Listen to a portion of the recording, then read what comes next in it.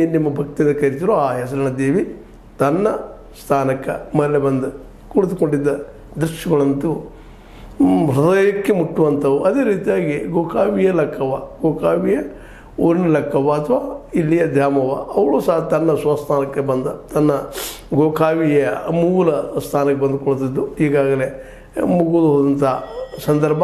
ಈ ನಡುವೆ ಸಾಕಷ್ಟು ಈ ಕಳೆದ 3 ದಿನಗಳಲ್ಲಿ ಆದಂತಹ ಈ ಭಂಡಾರದ ಜಾತ್ರೆ ತುಂಬೆಲ್ಲ ಭಂಡಾರ ತೂರಾಟ, ಅದರ ಜೊತೆಗೆ ಭಕ್ತಿ ಭಾವ, ಉಗೆ ಉಗೆ ಉದೋ ಉದೋ ಅನ್ನುವ ಶಬ್ದ ಇಡೀ ಊರಿನ ತುಂಬ.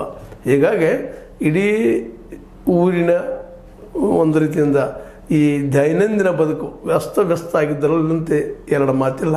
ಆದರೆ ಈ ಕಳೆದ 3 ದಿನಗಳಿಂದ ಇಡೀ ಊರಿನ ಪ್ರತಿಯೊಬ್ಬ ಪ್ರಜೆಯು ಈ ಜಾತ್ರೆಯಲ್ಲಿ ಭಾಗಿಯಾದದ್ದು, ನೋಡಿದ್ದು, ಸಂತೋಷಪಟ್ಟಿದ್ದು, ಜೊತೆಗೆ ತಮ್ಮ ಭಕ್ತಿ ಸಮರ್ಪಣೆಯನ್ನು ಮಾಡಿದ್ದು ಎಲ್ಲನೂ ನಡೆದದನ್ನು ನಾವು ಕ್ಷಣಕ್ಕೂ ಕೊಡ್ತಾ ಬಂದಿದ್ದೀವಿ. ನೀವು ನೋಡ್ತಾ ಇದ್ದೀರಿ.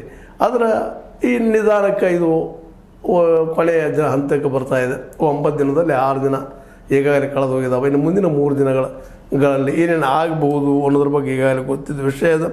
ಯಾಕಂತಂದ್ರೆ ಈ ಎಲ್ಲ ಸಂದರ್ಭದಲ್ಲೇ ಊರಿನ ಎಲ್ಲ ಪ್ರಮುಖರು, ಎಲ್ಲ ಒಂದು ಜನ ದೇವಿಯ ಒಂದು ದರ್ಶನದಲ್ಲಿ, ಅವಳನ್ನು ನೋಡುವುದರಲ್ಲಿ, ಅವಳನ್ನು ತಾಜಾತ್ಮವಾಗಿ ತಮ್ಮನ್ನು ತಾವು ಗುರುತಿಸಿಕೊಳ್ಳುವಲ್ಲಿ ಭಾಗಿಯಾಗಿದ್ದನ್ನು ನಾವು ಎಂದಿಗೂ ಮರಲಿಕ್ಕೆ ಆಗಲಾರದು ಅನ್ನುವಷ್ಟು ಮಟ್ಟಿಗೆ ಅದನ್ನು ನಾವು ಗಮನಿಸಬೇಕಾಗಿದೆ ಇವತ್ತು. ಅದೇ ಕಾಲಕ್ಕೆ ಈ ಸಂದರ್ಭದಲ್ಲೇ ಬೇರೆ ಊರಿನಿಂದ ಬಂದಂಥವರು ಅನೇಕ ಜನ ಬಹಳಷ್ಟು ಈ APMC ಯಾರ್ಡ್ನಲ್ಲಿ ಬಸ್ ನಿಲ್ಲೋದ್ರಿಂದ ಕೆಲವಷ್ಟು ತೊಂದರೆಗಳಾಗಿದ್ದೂ